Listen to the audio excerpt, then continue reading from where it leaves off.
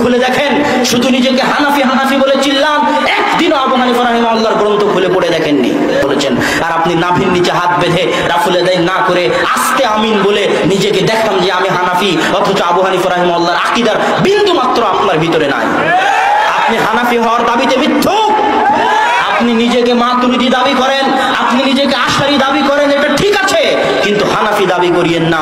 হানাফি দাবি করলে আপনি আল্লাহ তার নিজের জন্য যে নাম দেননি সেই নাম আপনি আল্লাহর জন্য দিচ্ছেন, আর আল্লাহ যে গুণ দিয়েছে সেই গুণকে আপনি অস্বীকার করতেছেন। আল্লাহ সুবহানাহু ওয়া তাআলা বলেছেন তার হাত আছে, আপনি বলতেছেন না আল্লাহ সুবহানাহু ওয়া তাআলার হাতের অর্থ হচ্ছে শক্তি। আল্লাহ সুবহানাহু ওয়া তাআলা বলেছেন তিনি শেষ রাত্রে নিচের আসমানে নেমে আসেন, আপনি বলতেছেন না আল্লাহ সুবহানাহু ওয়া তাআলার রহমত নেমে আসে, আল্লাহ নেমে আসেন না। এগুলো সবই হচ্ছে আল্লাহর গুণকে বিকৃতি করা। স্বয়ং আবু হানিফা রাহিমাহুল্লাহ তার আল ফিকহুল আকবার গ্রন্থ খুলে দেখেন, শুধু নিজেকে হানাফি হানাফি বলে চিল্লান, একদিনও আবু হানিফা রাহিমাহুল্লাহর গ্রন্থ খুলে পড়ে দেখেননি। পড়ে দেখেন আল ফিকহুল আকবার, স্বয়ং আবু হানিফা রাহিমাহুল্লাহ আল ফিকহুল আকবরের মধ্যে বলেছেন, তিনি বলেছেন ইন্না লিল্লাহি ইয়াদ, আল্লাহ সুবহানাহু ওয়া তাআলার হাত রয়েছে। কেউ যদি বলে আন্না ইয়াদাল্লাহি কুওয়া, যে আল্লাহর হাত হচ্ছে শক্তি, ফাহুয়া ইবদালুস সিফা, তাহলে এটা হচ্ছে আল্লাহর সিফাতকে বাতিল করা, আল্লাহর সিফাতের অর্থকে বিকৃতি করা, এটা হতে পারে না। স্বয়ং আবু হানিফা রাহিমাহুল্লাহ বলেছেন। আর আপনি নাভির নিচে হাত বেঁধে রাফুল আদায় না করে আস্তে আমিন বলে নিজেকে দেখান যে আমি হানাফি, অথচ আবু হানিফা রাহিমাহুল্লাহর আকীদার বিন্দু মাত্র আপনার ভিতরে নাই। আপনি হানাফি হওয়ার দাবিতে মিথ্যুক। আপনি নিজেকে মাতুরিদি দাবি করেন, আপনি নিজেকে আশারি দাবি করেন, এটা ঠিক আছে, কিন্তু হানাফি দাবি করিয়েন না। হানাফি দাবি করলে আপনাকে বিশ্বাস করতে হবে আল্লাহর হাত আছে, আপনাকে বিশ্বাস করতে হবে আল্লাহ সুবহানাহু ওয়া তাআলা আরশে সমাসীন। কারণ আবু হানিফা রাহিমাহুল্লাহ এগুলো সব তার আল ফিকহুল আকবার গ্রন্থের মধ্যে লিখে গেছেন। সম্মানিত উপস্থিতি, আজকে যারা আল্লাহ সুবহানাহু ওয়া তাআলাকে সর্বত্র বিরাজমান বলতে চায়, তাদের উদ্দেশ্যে শুধু এতটুকুই বলবো যে যারা আল্লাহ সুবহানাহু ওয়া তাআলাকে সর্বত্র বিরাজমান বলে তারা ফেরাউনি আকীদায় বিশ্বাসী। আমি বলিনি, ইবনুল কাইয়্যিম রাহিমাহুল্লাহ বলে গেছেন। কিভাবে?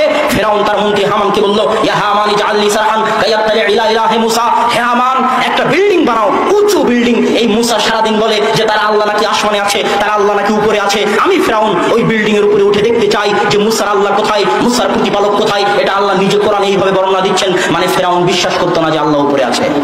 অতএব যারা বিশ্বাস করে না, যারা বলে যে আল্লাহ সুবহানাহু ওয়া তাআলা সর্বত্র বিরাজমান, তারা ফেরাউনি আকীদায় বিশ্বাসী। কে বলছেন? ইবনুল কাইয়্যিম রাহিমাহুল্লাহ বলছেন। রাসূল সাল্লাল্লাহু আলাইহি ওয়াসাল্লাম মিরাজের রাত্রিতে কোথায় গেছেন? মিরাজের রাত্রিতে রাসূল সাল্লাল্লাহু আলাইহি ওয়াসাল্লাম কোথায় গেছেন? সপ্তম আসমানে গেছেন। তার বাড়ি থেকে বাইতুল মাকদিস হয়ে বোরাকে করে প্রথম আসমান।